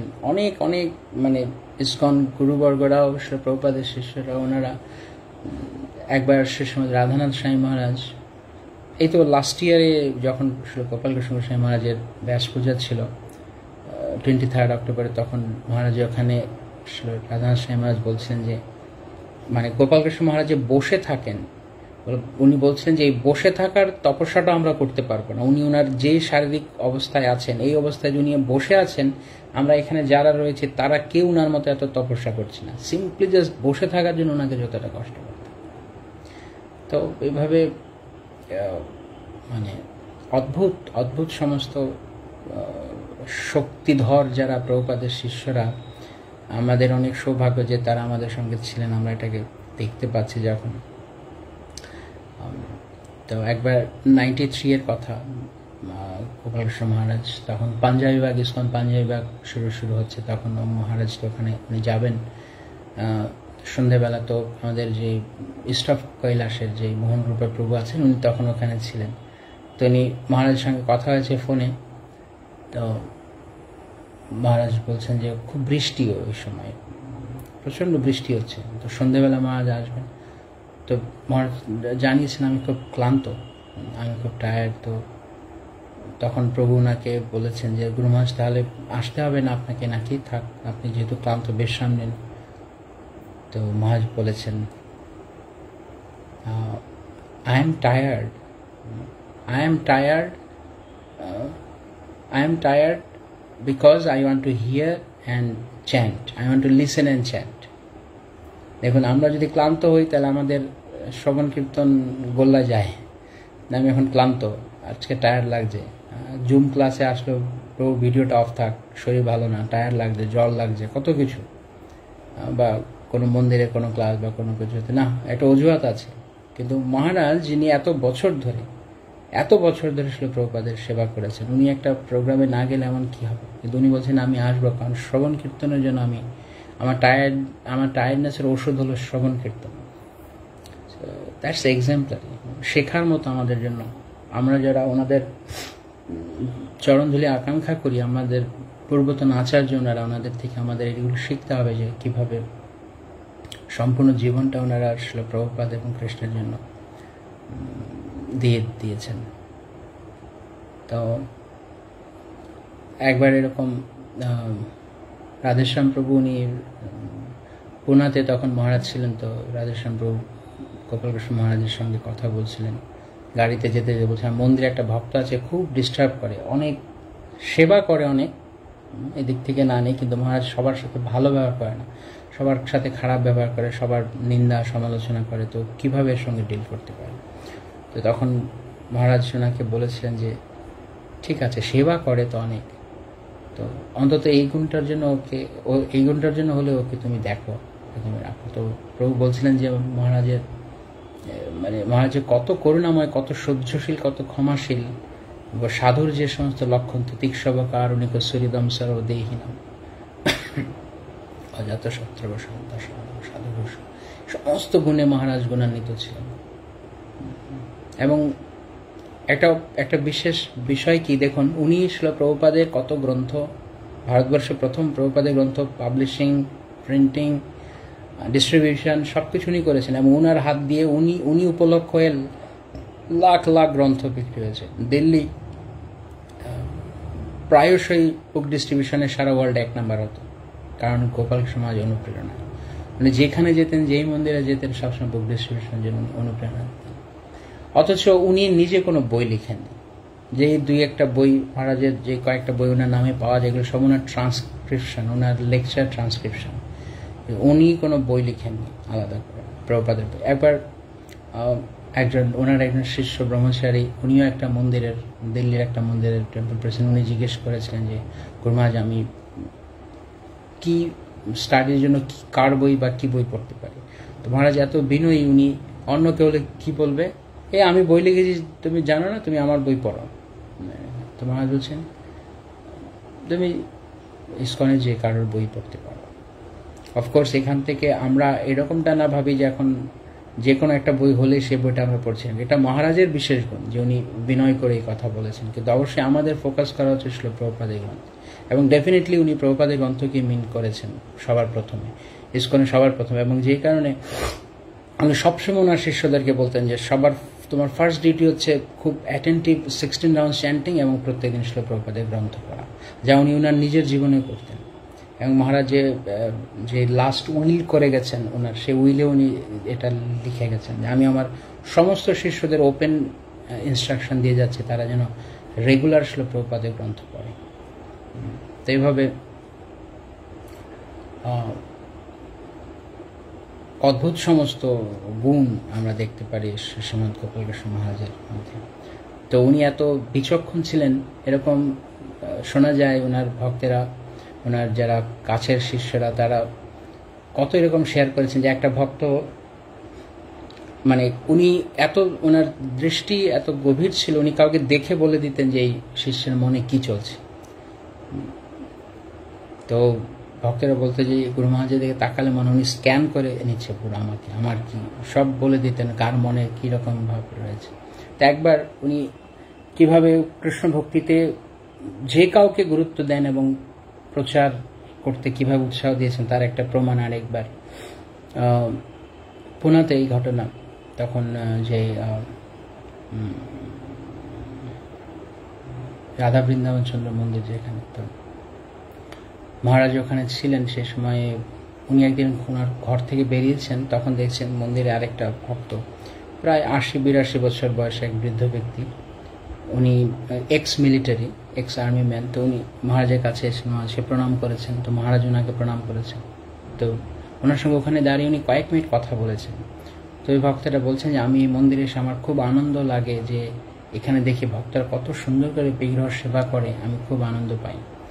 তো মহারাজজি আমার ঘরেও বিগ্রহ আছে, কিন্তু আমার কেউ নেই, আমার স্ত্রী পুত্র কন্যা কেউ নেই, তো আমি একাই থাকি। তা আমার ইচ্ছা করে যে আমার ঘরে বিগ্রহ যদি কেউ এরকম সেবা করতো, পূজা করে দিত ইসকন ভক্তরা। তো মহারাজ সঙ্গে সঙ্গে প্রেসিডেন্টকে ডাক দিয়ে উনি বলেছেন যে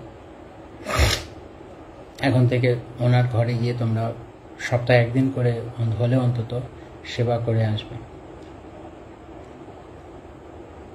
3 মাসের মধ্যে, ওই 3 মাসের মধ্যে ওই ব্যক্তি এত খুশি হয়েছে, উনি গোপালকৃষ্ণ মহারাজকে ব্যক্তিগতভাবে বলেছেন যে আপনার ভক্তরা এত সুন্দরভাবে আমার বিগ্রহের সেবা করেছেন, আমি এত খুশি হয়েছি, আমার এই পুরো ল্যান্ড প্রপার্টি বাড়ি আমি ইসকনকে ডোনেট করতে চাই। তো মন্দির অধ্যক্ষ পরে বলছিলেন যে এই ভক্ত কতই মন্দিরে আসে যায়, কত দিনই ওনাকে দেখেছি, কিন্তু আমরা কখনো ওনাকে কেয়ার করি না। একটা বৃদ্ধ লোক, কি অত কিছু কি অত আমরা বুঝতে পারিনি এরকম যে, কিন্তু অথচ মহারাজ ওনাকে দেখার সঙ্গে সঙ্গে কিরকম দৃষ্টি ওনার বুঝতে পেরেছেন যে এর দ্বারা ভগবান একদিন অনেক সেবা গ্রহণ করবেন। 3 মাসের মাথায় উনি ওনার পুরো বাড়ি ইসকনকে দিয়ে দেন। তো সে বাড়ির তখনকার ভ্যালু ছিল প্রায় 1.5 কোটি টাকা। তো অফকোর্স সেখানে পরবর্তীতে ইসকনের নতুন ইউনিট তৈরি করা হয়। তো এইভাবে অনেক আমরা যেমন দেখি শ্রীমদ ভাগবতমে বর্ণনা রয়েছে, 3য় স্কন্ধে বলা আছে যে যখন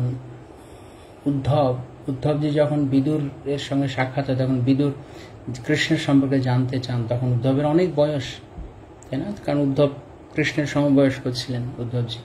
তো উদ্ধবজি সেই বয়সেও উনি ভগবানের কথা বলার জন্য কত উদ্গ্রীব ছিলেন, যদিও তার বয়স অনেক ছিল, তার জন্য কঠিন ছিল। কিন্তু এখান থেকে প্রমাণ হয় যে শ্রীল প্রভুপাদ লিখেছেন তাৎপর্য যে কৃষ্ণ ভাবনামৃত বয়সের উপর নির্ভর করে না। কারণ কৃষ্ণ ভক্তি আত্মার ব্যাপার। কারোর আত্মা যখন চিরনবীন থাকে তখন সে সবসময় প্রচার সেবা বা কৃষ্ণ কথা, কৃষ্ণ ভাবনামৃত প্রচার করতে পারে। তো এটা মহারাজের একটা উনার মাঝখানে এটা আমরা দেখতে পাই যে অনেক বড় একটা প্রতিফলন এই গুণের, যে এত বয়স হয়ে গেল মহারাজ যেইভাবে এখনো উদ্যমে মায়াপুরে আসা বা যে কোনো মিটিংয়ে থাকা সবকিছুতে। কেন কি এখান থেকে আমি যে বিষয়টি বলতে চাইছি যে শ্রী শ্রীমদ গোপাল কৃষ্ণ গোস্বামী মহারাজ এবং আর যারা বাকি ইসকন গুরুরা রয়েছেন, তারা সকলে আমাদের সামনে একটা এক্সাম্পল রাখছেন। কি এক্সাম্পলটা এই যে শ্রী প্রভুপাদের সেবা করার জন্য ওনাদের মধ্যে কোনো রকমের অলসতা নেই। যেরকম শারীরিক অবস্থা থাকুক না কেন, কিন্তু ওনারা শ্রী প্রভুপাদের সেবা করতে চান, করতে পারেন, করতে পারবেন। তো আমরা এখান থেকে কি শিখব? অনেক তো মহারাজের সম্পর্কে কিছু আমরা শুনলাম, উনি গুণের সমুদ্র ওনার সম্পর্কে বলে শেষ হবে না। কিন্তু তার থেকে যে ছিটে ফোটা আমরা যে বিন্দুমাত্র আমরা শুনলাম, তার থেকে আমাদের শিক্ষা কি? যে উনি ওনার গুরু মহারাজের সেবার জন্য ওনার জীবনকে কিভাবে উৎসর্গ করেছেন, ইসকনকে প্রোটেক্ট করার জন্য, এবং সবসময় এই কথা বলতেন সব ভক্তদেরকে যে ইসকনের সঙ্গে থাকো। অনেক সময় ভক্তরা কিছুদিন হয়ে গেলে দীক্ষার পর তারপরে এখানে ওখানে ঘুরে বেড়ায়। অনেক বাইরের দেখি, আমি অনেক ভক্তদেরকে দেখি যে প্রভুপাদের আদর্শ থেকে চ্যুত হয়ে যায়। এখনকার দিনে ইউথ জেনারেশন বিশেষ করে কেউ কিছু দয়া করে মনে করবেন না, কারণ অনেকে শুনতে খারাপ লাগতে পারে।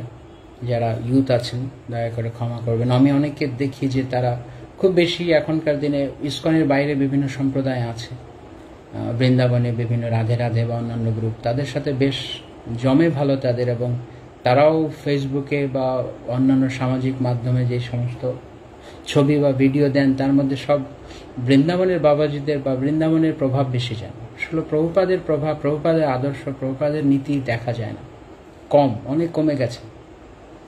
সবাই এখন নিজেরা কিছুদিন গেলে মনে করে আমরা এখন ভালো প্রচারক, সুতরাং আমরা প্রভুপাদের চেয়ে ভালো বুঝি। অনেক বড় ক্ষতিকারক এলিমেন্ট আমাদের সংস্থায় এই সমস্ত বিষয়গুলো, এবং খুব পপুলারাইজ করে ফেলে এখনকার দিনের যে বিভিন্ন হিন্দি গান টান পাওয়া যায়। সে হয়তো কেউ মনে করছে, কেউ হয়তো বলছে যে এগুলো তো আমাদের অনেক ফেমাস সিঙ্গাররা গায়, কোনো অসুবিধা কি? তো ঠিক আছে, হ্যাঁ, আপনি যদি এটাই মনে করেন তাহলে তো হয়েছেই কাজ। প্রভুপাদ আদর্শ মানার কোনো দরকার নেই।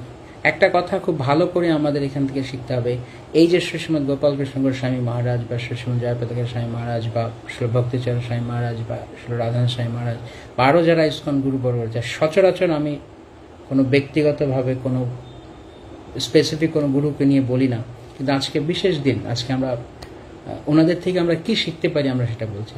সাধারণত আমি শ্রী প্রভুপাদের কথাই কেবল বলি, কিন্তু যারা শ্রী প্রভুপাদকে আমাদেরকে মাঝে দিয়েছেন তাদের অবদান আমরা কখনো অস্বীকার করতে পারবো না।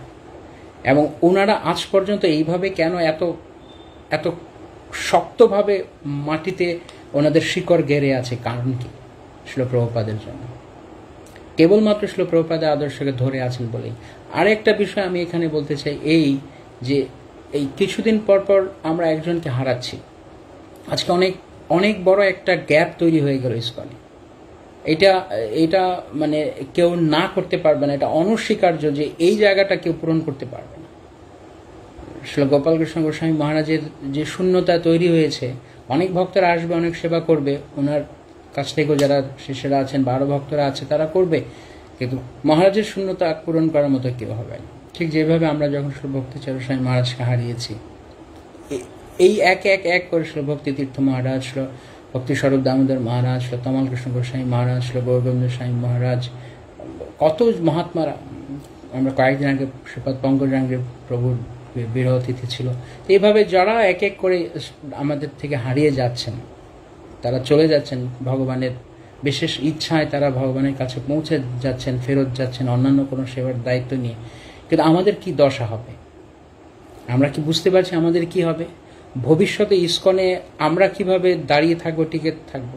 যে কারণে মহারাজ ওনার উইল পত্রে স্পষ্ট করে বলে গেছেন, আমি সব শিষ্যদেরকে নির্দেশ করছি তারা যেন সবসময় জিবিসি, ইসকন কর্তৃপক্ষ এবং সমগ্র ইসকনের সাথে একসঙ্গে মিলেমিশে চলে, এবং শিল প্রভুপাদ ইসকনের প্রতিষ্ঠাতা আচার্য এবং প্রিএমিনেন্ট শিক্ষাগুরু বলে তারা যেন সবাই সেটাকে অ্যাকসেপ্ট করে। ইসকনের বাইরে কোনো জায়গা থেকে কোনো ধরনের কিছু নেওয়ার কোনো কারণ নেই। এবং সবাইকে উনি বলে গেছেন কি আমার সমস্ত শিষ্যেরা, সিনিয়র জুনিয়র সবাই যেন ইসকনের আরও যারা অন্যান্য গুরুরা আছে তাদের থেকে বা বরিষ্ঠ বৈষ্ণবদের কাছ থেকে পারমার্থিক সহযোগিতা নেয়।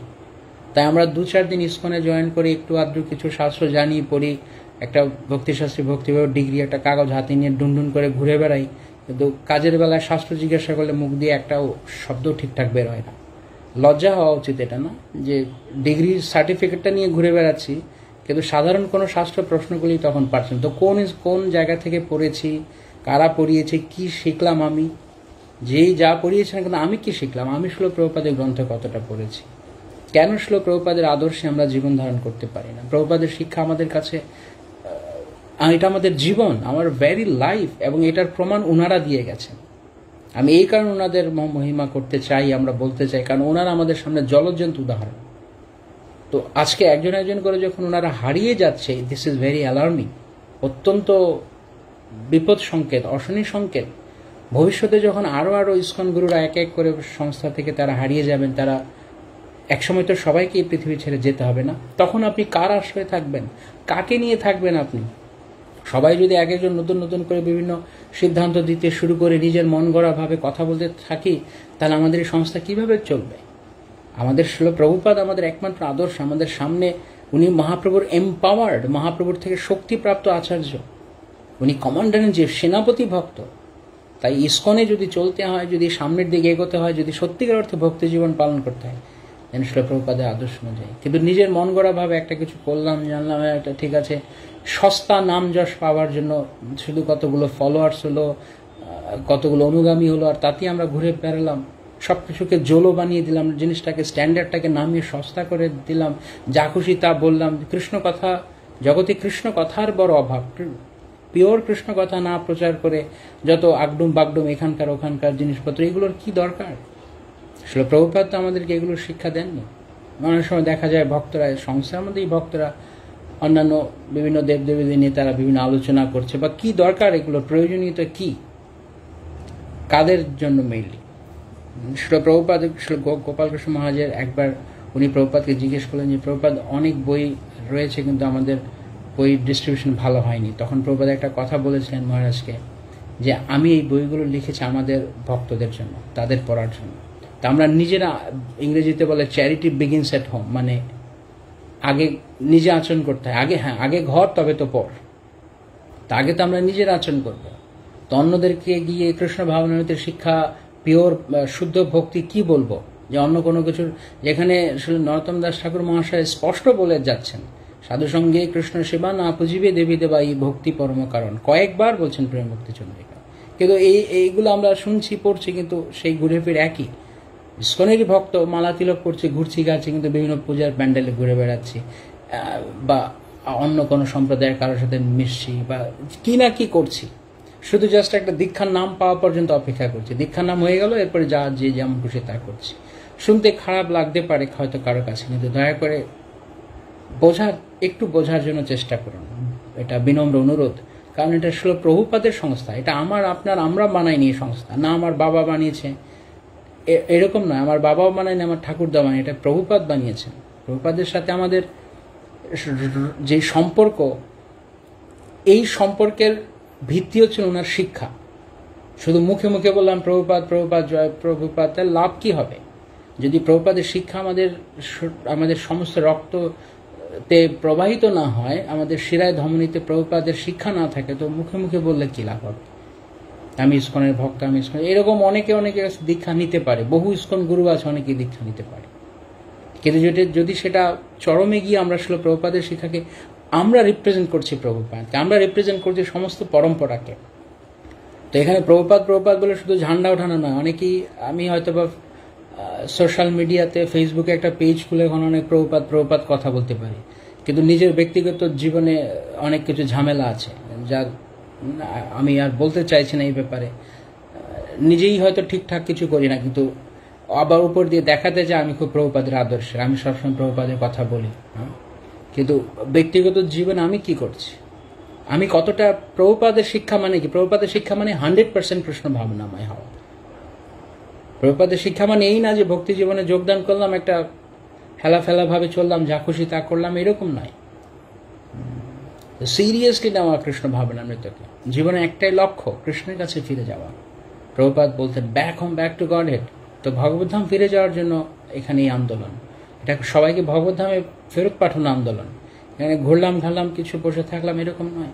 তো দুঃখটা এইখানে যে এই সমস্ত মহাত্মারা, এই সমস্ত মহাভাগবত অত্যন্ত পাওয়ারফুল ব্যক্তিত্বরা যারা আমাদের কাছে এসেছেন ছিল প্রভুপাদের করুণায়, তারা এক এক এক এক করে চলে যাচ্ছেন। আমরা আর কবে বুঝবো, কবে এই ইমার্জেন্সি সিচুয়েশনটা আমরা আনবো যে আমাদের আর সময় নেই, কারণ আমরা হারিয়ে ফেলছি তাদেরকে, এই সমস্ত মহাত্মাদেরকে। পরে আমরা কার আশ্রয় থাকবো? আজকে এই কথাটা বলতে হচ্ছে, আজকে এই কথাটা অনেক ভাবা উচিত যে আমরা কিন্তু একদিন অনাথ হয়ে যাব। আমরা এক এক করে অনাথ হয়ে যাচ্ছি, সবাই আমাদের ছেড়ে চলে যাচ্ছে। তো সামনের দিনে আমরা কিভাবে চলবো? কে থাকবে আমাদের পাশে? তখন তো এনারা সবাই প্রভুপাদের শিষ্যরা চলে গেলে সেই তো আমরা নিজেরাই যা খুশি তা করবো, তাই না? তো এরকম আমরা একটা ভয়ঙ্কর পরিস্থিতি তৈরি করে ফেলবো, আমরা গড়ে তুলবো যদি আমরা এখন থেকে সময় থাকতে আমরা এনাদের থেকে শিক্ষা নিয়ে আমাদের জীবনটাকে তৈরি না করি, যে কিভাবে ওনারা আসলে প্রভুপাদের শিক্ষার জন্য আমাদেরকে উৎসাহ দিয়েছেন, নিজের জীবন দিয়েও উদাহরণে স্থাপন করেছেন আমাদের জন্য। আমরা কবে শিখবো সেই সমস্ত বিষয়গুলো? তাই আমার অনুরোধ, আমি সবাইকে, আমরা আমাদের সবার এটা বোঝা উচিত, এটা আমাদের বিনম্র অনুরোধ, প্রত্যেকটা ইসকন ভক্তের কাছে এটা আমাদের অনুরোধ। এবং এমনকি ব্যক্তিগতভাবে আমি নিজেও, আমাকেও আপনারা দয়া করে করুন, আশীর্বাদ করুন যেন আমি নিজেও কখনো শিল প্রভুপাদের কলঙ্কের কারণ না হই। শিল প্রভুপাদের সংস্থায় যেন আমার জন্য অন্তত মুখ পোড়া না যায় কারোর। তো আমরা এমনভাবে প্রভুপাদের শিক্ষাকে, প্রভুপাদের আদর্শকে পালন করা উচিত যাতে করে এই যে ব্যক্তিত্বরা 50-50টা বছর, 60টা বছর যারা পুরোপুরি রূপে শিল প্রভুপাদের সেবার জন্য দিয়েছেন, আমাদেরকে প্রভুপাদ আমাদের হাতে, আমাদের কাছে প্রভুপাদকে পৌঁছে দিয়েছেন, তাদের যেন আমরা বিফল মনোরথ না করি। তারা যেই কারণে আমাদের মাঝখানে এসেছিলেন শিল প্রভুপাদকে দিতে, আমরা যেন তাদেরকে হতাশ না করি।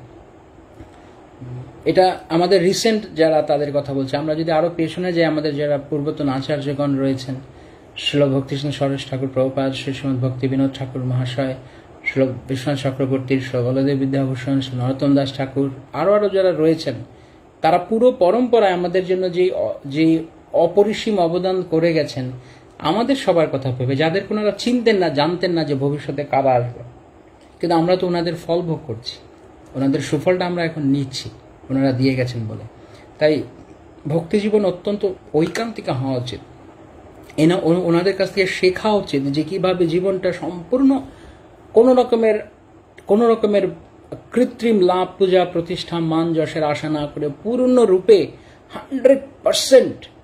100% ওনারা ওনাদের মনকে কৃষ্ণ সেবায় লাগিয়েছেন, প্রভুপাদের সেবায় লাগিয়েছেন। সেই শিক্ষা, সেই আদর্শটা আমাদের সামনে দেওয়ার জন্য এখন আমরা এখানে এসে যে একটা কিছু করলাম, বাস ভক্তি জীবনে আসলাম, ঘুরলাম ঘারলাম। বা অনেকেই অনেক ধরনের এখন ইউথদেরকে দেখা যায় বিভিন্ন কালারফুল, আমি বলতে চাই না বেশি এই বিষয়ে, কারণ অনেকেই আমার কথা ভালো না, অনেকের কাছে পছন্দ হয় না। জানি কেউ কেউ অনেক সময় বলে খুব কড়া বা এরকম, কিন্তু দেখুন, যা খুশি তা মন চাইলে করতে পারি, কিন্তু আমার কাছে ব্যক্তিগতভাবে মনে হয় যদি আমার কখনো এরকম, কৃষ্ণ না করুন, আমার যদি কখনো এরকম ভীমরতি ধরে যে আমি যা খুশি তা করবো, যেমন খুশি চলবো ফিরবো, নিয়ম কানুনের কোনো বালাই নেই, শুধু মালা তিলক পড়েছি, দীক্ষার নাম একটা পেয়েছি গুরুদেবের কাছ থেকে, তারপর কিভাবে ফটাফট ব্রাহ্মণ দীক্ষা পাবো তার জন্য ছুটোছুটি দৌড়াদৌড়ি করা, কোথায় আমাকে ভিডিও ক্যামেরায় শো করবে, শুধু নিজেকে দেখানো, পোশাকে বেশভূষায় সবসময় খুব একটা লাক্সারিয়াস ভাব, এগুলো যদি আমি করে নিজেকে মনে করি আমি খুব ভালো কিছু করছি, দেন আমি মনে করবো সেই রকম দিনে সেই আচরণ আমি ইসকনে করার আগে যেন আমি এরকম না করি। আমি কখনো এটা বলবো না ইসকনের বাইরে গিয়ে করবো, কিন্তু এরকম দিন যেন আমার জীবন না আসে কখনো। তাই এটা প্রভুপাদের সংস্থা, এখানে এসে যে যেমন খুশি তেমন কিছু একটা করে চলে যাবে, দ্যাটস নট অ্যাকসেপ্টেড। এটা আমি সংস্থা বানিনি, আমার বাবা ঠাকুর দ্বারা বানাননি, এটা প্রভুপাদ বানিয়েছেন। সুতরাং প্রভুপাদের সংস্থায় প্রভুপাদের আচরণ মতো চলা উচিত, প্রভুপাদের আদর্শকে আপহোল্ড করা উচিত, লোক দেখা উচিত যে এরকম হওয়া উচিত। শুধু আমি বড় বড় কথা লিখলাম ফেসবুকে গিয়ে, মানে খুব ভক্তিভাব উতলে দিলাম, এগুলোতে শুকনো কথায় চিড়ে ভিজবে না। Make your life as an example. আমরা গুরু কৃষ্ণের সেবার জন্য, শিল প্রভুপাদের সেবার জন্য আমরা কি করছি? শুধু পেছনে কতগুলো ভ্যারেন্ডা ভাজা ফলোয়ার জোগাড় করেছি, এটা ভক্তি জীবনের উদ্দেশ্য নয়। যেখানে গেলাম সেখানে একটু হম্বিতম্বি করলাম, লোকজন আমাকে দেখলো, চিনলো, জানলো, এগুলো ঘটছে এখনকার দিনের। আমি এটা, যারা যুব সম্প্রদায় আছেন তাদের জন্য আমার এটা বিশেষ অনুরোধ, কারণ আপনারা সামনের দিনে গিয়ে ইসকনকে লিড করবেন। ইসকন আপনাদের দেখে তাকিয়ে আছে কারা ভবিষ্যতে গিয়ে এই দায়িত্ব গ্রহণ করবে, তাই না? ভবিষ্যতে তো এখান থেকেই নেতা বাছাই করা হবে, কিন্তু বাইরে থেকে হায়ার করে আনা হবে না। তো আমরা যদি এখন থেকে শিল প্রভুপাদের আদর্শ পালন না করি, কে আমাদেরকে পথ দেখাবে? কেউ থাকতে পারে কোথাও কোনো রং এলিমেন্ট, বা মানে কি বলা যায় যে অনভিপ্রেত এলিমেন্ট, কিন্তু কি করা যাবে? অন্তত আমরা যদি আর কিছু না পারি, যদি আমরা এটা নিজে প্রচার না করতে পারি, দরকার নেই আমরা হয়তো অন্য কাউকে ইনফ্লুয়েন্স করতে পারি। আমার কথা হচ্ছে এইটাই, আমার মোদ্দা কথা এটা, সার কথা এটা, যে আমরা নিজেরা একটা এক্সাম্পল হই ভালো ভক্ত হওয়ার। একবার শ্রীমদ গোপালকৃষ্ণ মহারাজের কাছে ওনার শিষ্যরা বলছেন যে গুরুমা, আমরা আপনার জন্য কি করতে পারি? তো মহারাজ বলেছেন, the only favour you can do to your guru is to become a good devotee. তুমি একটা ভালো ভক্ত হয়ে যাও, তুমি এতটুকু দয়া আমার উপরে করো। ভাবুন মানে কিরকম ভাবে ওনারা বলছেন। একটা শিষ্য যদি ভালো হয়, এর চেয়ে ভালো গুরুদেবের আর কোনো আনন্দের কথা থাকতে পারে না। এর চাইতে অনুপ্রেরণা গুরুদেবের জন্য আর কিছু হতে পারে না। তাই আমরা যেখানে আছি কেন, আমরা যে দীক্ষাগুরু শিক্ষাগুরু যারাই আছেন না কেন, সেই জায়গা থেকে আমরা সবাই শিল প্রভুপাদের আদর্শকে যথাযথভাবে পালন করি, ভালো ভক্ত আর এক্সাম্পল করি। লোক দেখানো পিছনে অনেক ফলোয়ার্স ঘুরবে, বিভিন্ন কালারফুল ড্রেস পরে ঘুরবো, আমি বলতে চাইছি না, আপনারা বুঝতে পারেন কি এগুলোর কারণ কি, বিশেষ কারণ কি? যখন আমরা আমাদের বিভিন্ন ধরনের কালারের মধ্যে ঢুকাই, তখন কি আমরা লোক অ্যাট্রাক্ট করতে চাই কিনা মনে হচ্ছে? কি মনে হয় আপনাদের কাছে? একটা নর্মাল সিম্পল ভাবে চলা আর একটুখানি নিজেকে একটু সবার থেকে একটু আলাদা করে দেখানোর চেষ্টার কারণ কি? এবং সস্তা কিছু অনুগামী জোগাড় করা, যেমন খুশি তেমন যা খুশি তাই বললাম। এটা যেমন ওই যে স্কুলে অনেক সময় যেমন খুশি তেমন সাজো প্রতিযোগিতা হয়, যেন এরকম যে যেমন খুশি তেমন বলছে করছে। শুদ্ধ কৃষ্ণ ভক্তির ধারার কথা কেন নেই, যেটা শিল ভক্তি ঠাকুর প্রভুপাদ বলতেন? কেন বিভিন্ন ধরনের জগা খিচুড়ি মার্কা মানে সবকিছুই আমরা করতে চাইছি? এসছি কৃষ্ণ ভাবনামৃত করতে, কিন্তু এমন কথা বলছি, এমন ভিডিও বানাচ্ছি, এমন মানুষকে অনুপ্রেরণা দিচ্ছে যা শুদ্ধ কৃষ্ণ ভক্তি ছাড়া অনেক বাই প্রোডাক্ট নিয়ে আলোচনা করছি। কেন? বিশেষ উদ্দেশ্য কি? লোকের কি কল্যাণ? কোন ধরনের কল্যাণ? যে বাই প্রোডাক্ট যে কল্যাণগুলো আছে, যেগুলো মেইন প্রোডাক্ট নয়, সেটা অর্ডার বহু লোক আছে এই জগতে। এটা আপনার আমার করার দরকার নেই। যারা কৃষ্ণ ভাবনামৃত, প্রভুপাদ আমাদের শিক্ষা দেয়নি। প্রভুপাদ এরকম টিচিংস কোথাও নেই যে উনি অন্যান্য কিছু নিয়ে আলোচনা করতেন। বেদান্তের অন্যান্য যে অঙ্গসমূহ আছে সেগুলো নিয়ে আলোচনা করতেন, শুদ্ধ কৃষ্ণ ভক্তি করতেন। তো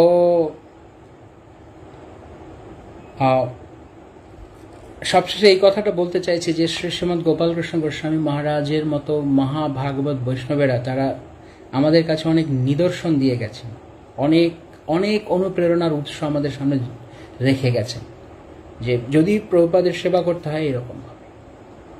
সেটা শুধু লোক দেখানোর জন্য আমি অনেক সেবা করলাম, অনেক সেবার দায়িত্ব নিয়েছি, আমি অনেক কিছু করছি, মহারাজেরা করেছে আমিও করছি, খুব সাবধান, এই জায়গাটা খুব সতর্ক হওয়ার বিষয়।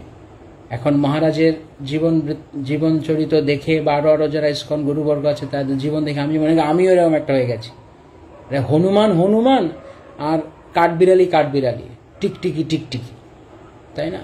তো এখন কাঠবিড়ালি বা টিকটিকি যদি হনুমানের মতো হতে চায় তা কখনো সম্ভব নয়।